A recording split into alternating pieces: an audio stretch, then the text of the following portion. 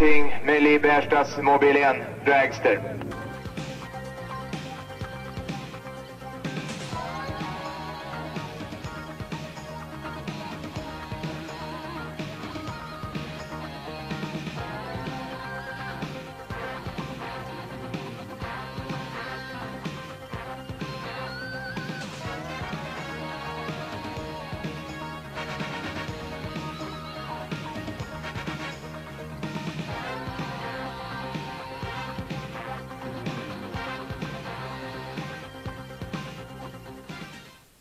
Hyvää iltaa, hyvät PTV:n katsojat, ja tervetuloa kanssamme seuraamaan Alastarolle Top Fuelin Euroopan mestaruusosakilpailua, jossa Euroopan nopeimmat 5000 hevosvoimaiset kiihdytysautot ovat taistelemassa maanosan mestaruudesta. Suomea edustaa tässä kilpailussa Risto Paha-Paavali Poutiainen, viime vuoden Euroopan mestaruus 2.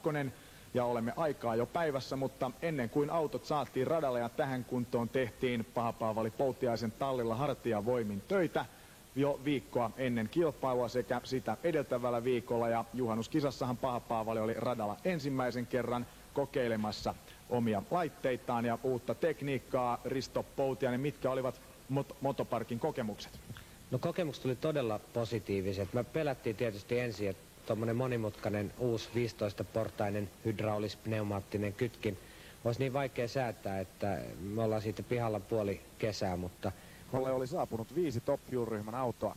Hallitseva Euroopan mestari Ruotsin Monika Öberg sekä hänen tiimipäällikkönsä Dan Söderberg olivat tiimeineen ensi kertaa radalla tällä kaudella, eikä vielä ollut lainkaan selvää, miten talven aikana rakennettu uusi polttoainejärjestelmä toimisi. Mestarin haastajana oli Risto Paha-Paavali Poutiainen, 3. kauttaan Top Fuelissa ja viime kaudelta Euroopan mestaruus hopeamiehenä. Ruotsin Pelle Lindelöf on palannut kilparadoille yhden välivuoden jälkeen, ja nyt yli 10 vuotta Nitrolla ajanut Lindelöf on pääsiäisenä ajetun Englannin Euroopan mestaruus avauskilpailun jälkeen sarjassa 3.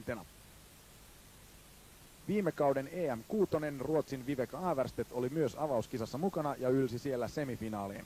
Sijoitus ennen Alastaron kilpailua on 4. Kisan 5. osanottaja on Rolf Iversen Tanskasta. Moottoriurheilu oli Tanskassa pitkään kokonaan kiellettyä, mutta muutaman vuoden on jälleen saanut ajaa siellä kilpaa, ja kiihdytysajoakin on jälleen alettu harrastaa. Aika-ajossa nopein oli Monika Öberg. Aika oli 5,48 sekuntia, eli ei mitenkään loistavaa, mutta riittävää. Alkulähdössä meni aivan nappiin, kertoo Öberg itse, mutta loppuvaiheessa renkaiden pito petti, ja kun kuljettaja sai homman uudelleen haltuun ja kaasun jälleen pohjaan, moottori räjähti aivan palasiksi. Idag då vi då körde så kändes ju bilen jättestarkt då vi i startlinjen så att säga, och hade 0,97 i 60 fots tid, så den var ju faktiskt väldigt bra. Och den kändes ganska så frisk hela vägen ut till 350 meter ungefär ut på banan, så var det lite så här, ja, han gick upp i rök lite grann bilen. Men han tog som igen det, och motorn började kännas att han fick jobba i motvind på något vis. Och just då så kom just mållinjen, så att han som inte riktigt var med om jag skulle släppa av gasen eller inte, så att jag gjorde det inte, och sen så sa det ju liksom pang i maskineriet. Öbergin tiimi on kuitenkin saanut lainattua sylinterinkaanet Risto Poutiaiselta, ja muut tarvittavat osat löytyvät omista varastoista, joten sunnuntai-aamuna Monika on valmiina ajamaan. Risto Poutiainen oli 2. ajalla 5,57 sekuntia, mutta Ristokaan ei säästynyt pieniltä takaiskuilta. Myös Poutiaisen dragsterista meni aika paljon alumiinia korjaukseen, ja jälki oli pahan näköistä. Lähtö meni näin. Siis kisaan ennakkosuosikkeina. Kaksikon pahimmaksi uhkaajaksi nousi Pelle Lindelöf. Ruotsalainen ajoi 3. ajalla 5,67, eli 10 hitaammin kuin Poutiainen. Top Fuelin aika jo 4. oli Grundig dragsterillaan Viveka Averstedt. Tiimillä oli kuitenkin vaikeuksia päivän molemmissa lähdöissä, ja paras aika oli 7,12 sekuntia, eli kaikkia tehoja ei moottorista saada irti. Tanskan Rolf Iversenin Black Magic-tiimillä oli myös hankalaa. 2 yrityksestä parempi antoi tulokseksi yli 16 sekunnin ajan, joten tanskalaistiimillä olisi edessä työläs yö, jotta auto olisi kilpailukykyisenä aamulla radalla, kun vastaan asettuu ensimmäisessä pudotusajoparissa Risto Poutiainen. Okay, there are only 5 NASCARin cars here this EM-osakilpailusta weekend jäivät pois Euroopan sarjan kärkinimet ja avauskisan finalistit. Saksan Rico Antes, joka voitti kilpailun, ja Norjan Liv Berstad, joka siis hävisi finaalin. Euroopan Top Fuel-yhdistyksen promoottori Keith Bartlett pahoittelee, että vaikka Euroopan sarja varmasti on kuljettajille tärkeä, ovat muut sitoumukset menneet tästä ohitse ja estäneet näiden osallistumisen. Rico Antes on Italian Monzassa näytöskilpailussa, josta ensi vuodeksi toivotaan EM-osakilpailua, eli Antes on siellä tärkeällä asialla. Ja toissa vuoden mestari Liv Berstad on Englannissa sponsorin vaatimuksesta.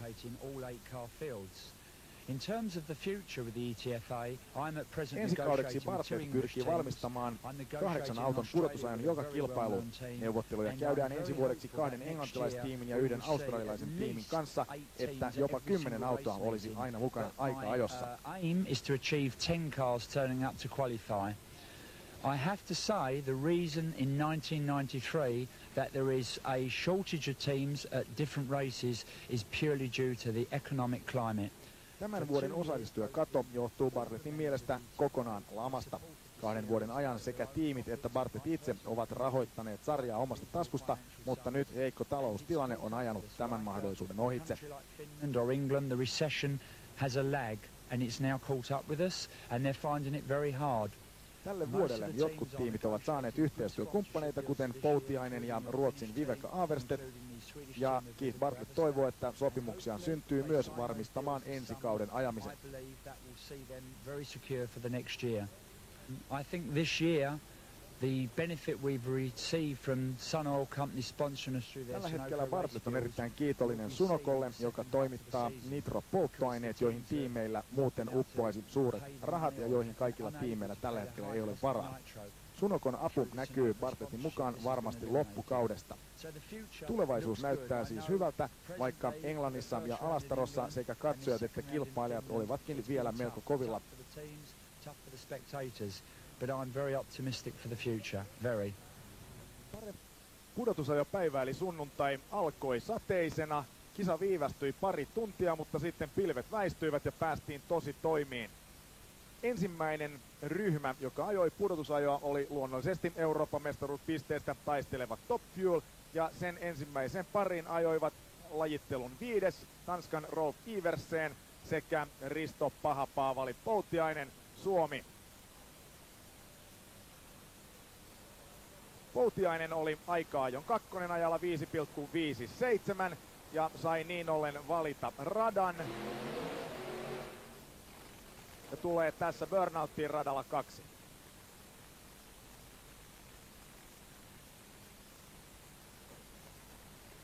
Rolf Iversen Tanskasta ajaa toista kauttaan Top Fuelissa.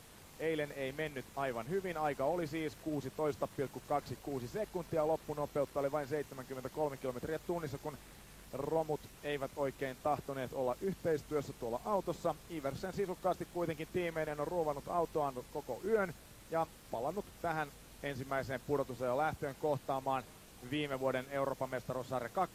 Risto Poutiaisen. Poutiaisen ainoa aika jo lähtö lauantaina meni myöskin melko huonosti tekniikan osalta. Moottorin yläkerta räjähti polttoaineen jäädessä sylintereihin.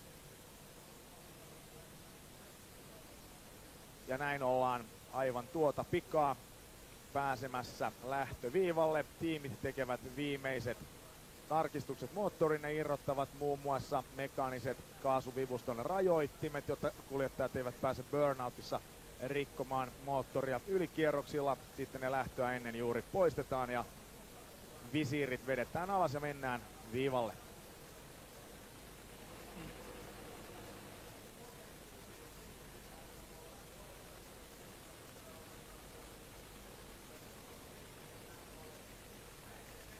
Risto Paha-Paavali Poutiainen valmiina radalla 2 ja siinä tulee myös Iversenin auton keula.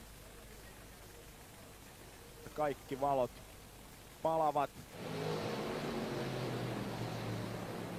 Risto Paha-Paavali Poutiainen voittaa, siitä ei ole mitään epäilystä. Ainoa kiinnostuksen aihe on se, rikkooko hän omissa nimissään olevan Alastaron radan rataennätyksen, joka on 5,252 sekuntia.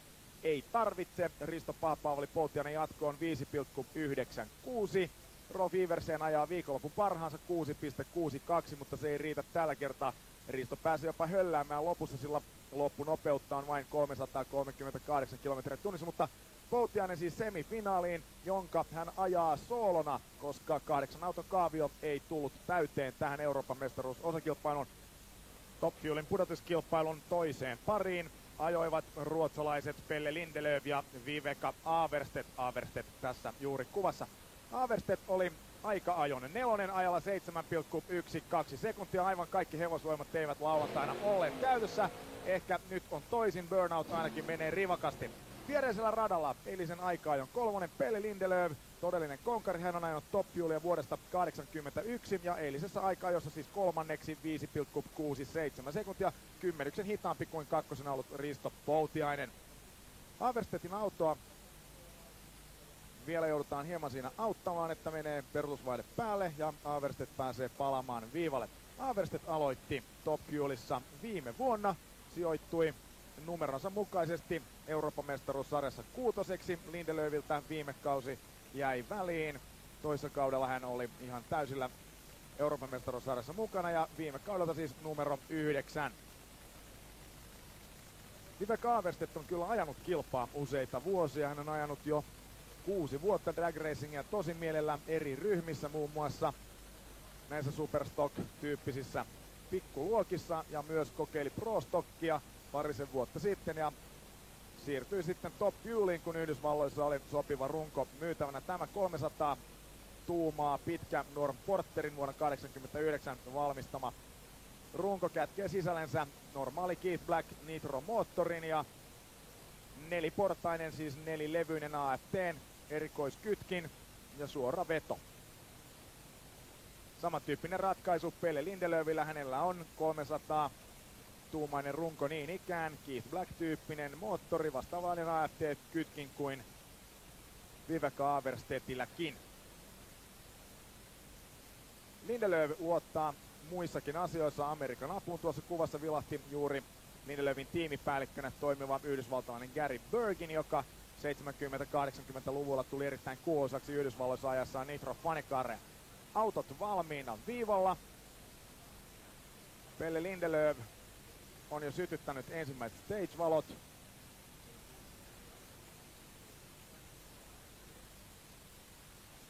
Ja odotamme hetken, molemmat vihreällä matkaan. Lindelöf saa paremman lähdön.